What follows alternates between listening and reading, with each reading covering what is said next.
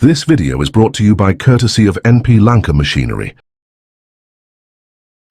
මේන් ෂාෆ්ට් එකේ ඇසන්ටික් එකක් තියෙනවා. කෙලින් තියෙන මේන් ෂාෆ්ට් එක මෙහෙම U එකක් වගේ නැමිලා තමයි මේ නීඩල් බාර් එක උඩහට පල්ලෙහාට අරන් යන රොකර් එකට රොඩ් එක කියන්න පුළුවන්. ඒකට සම්බන්ධ වෙන්නේ. ඒතකොට ඒක සම්බන්ධ වෙලා තියෙන්නේ ඇන දෙකකින්.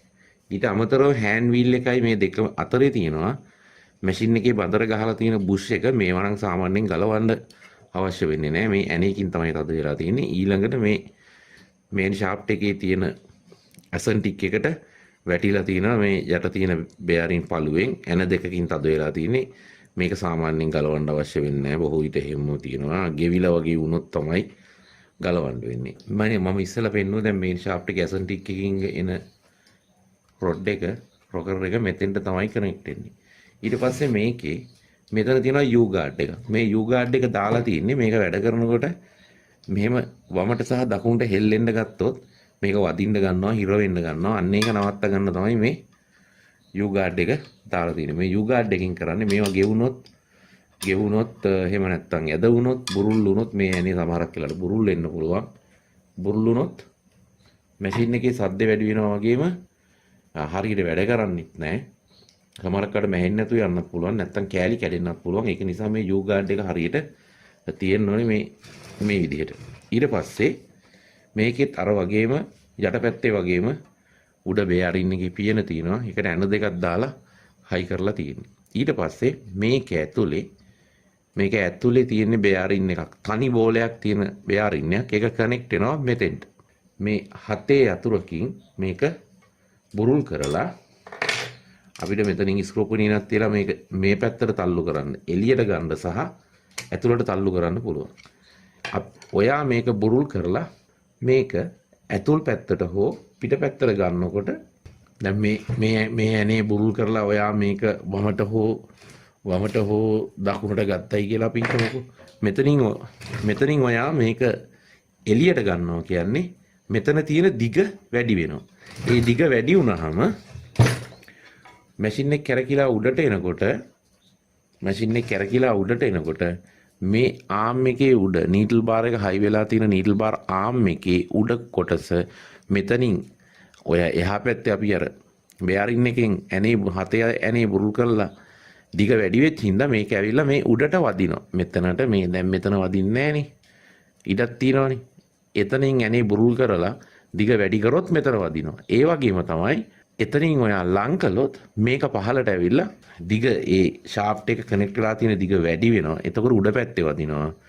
ඒ බෙයරින් එකේ තියෙන කනෙක්ටර් එක ඇතුළට දැම්මහම කොට වෙනවා. එතකොට ඇවිල්ලා මේ පහළ වදිනවා. ඒක හරි තැනට තියලා තද කරන්න ඕනේ.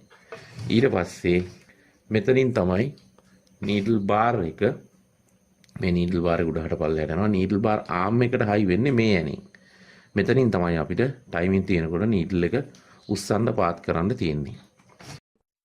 සබස්ක්‍රයිබ් කරන්න, බෙල් අයිකන් එක ක්ලික් කරන්න, ලයික් කරන්න, කමෙන්ට් කරන්න, ෂෙයා කරන්න. මේන් ෂාෆ්ට් එකේ ඇසන්ටික් එකක් තියෙනවා. කෙලින් තියෙන මේන් ෂාෆ්ට් එක මෙහෙම U එකක් වගේ නැමිලා තමයි මේ නීඩල් බාර් එක උඩහට පල්ලෙහාට අරන් යන රොකර් එකට රොඩ් එක කියන්න පුළුවන්. ඒකට සම්බන්ධ වෙන්නේ. ඒතකොට ඒක සම්බන්ධ වෙලා තියෙන්නේ ඇන දෙකකින්. ඊට අමතරව හෑන්ඩ් වීල් එකයි මේ දෙක අතරේ තියෙනවා මැෂින් එකේ බදර ගහලා තියෙන බුෂ් එක මේවා නම් සාමාන්‍යයෙන් ගලවන්න අවශ්‍ය වෙන්නේ නැහැ. මේ ඇනේකින් තමයි තද වෙලා තියෙන්නේ. ඊළඟට මේ මේන් ෂාෆ්ට් එකේ තියෙන ඇසන්ටික් එකට වැටිලා තියෙනවා මේ යට තියෙන බෙයරින් පළුවෙන් ඇන දෙකකින් තද වෙලා තියෙන්නේ. මේක සාමාන්‍යයෙන් ගලවන්න අවශ්‍ය වෙන්නේ නැහැ. බොහෝ විට එහෙම තියෙනවා. ගෙවිලා වගේ වුණොත් තමයි ගලවන්න වෙන්නේ. මම ඉස්සෙල්ලා පෙන්නුවා දැන් මේන් ෂාෆ්ට් එකේ ඇසන්ටික් එකකින් එන රොඩ් එක රොකර් එක මෙතෙන්ට තමයි කනෙක්ට් වෙන්නේ.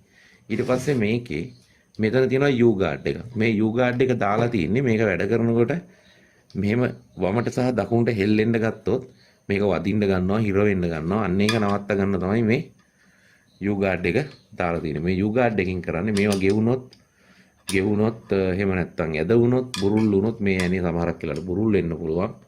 බුරුල් වුණොත් මැෂින් එකේ සද්ද වැඩි වෙනවා වගේම හරියට වැඩ කරන්නේත් නැහැ. සමහරකට මැහෙන්නේ නැතුව යන්නත් පුළුවන්. නැත්තම් කෑලි කැඩෙන්නත් පුළුවන්. ඒක නිසා මේ යූ ගාඩ් එක හරියට තියෙන්න ඕනේ මේ විදිහට.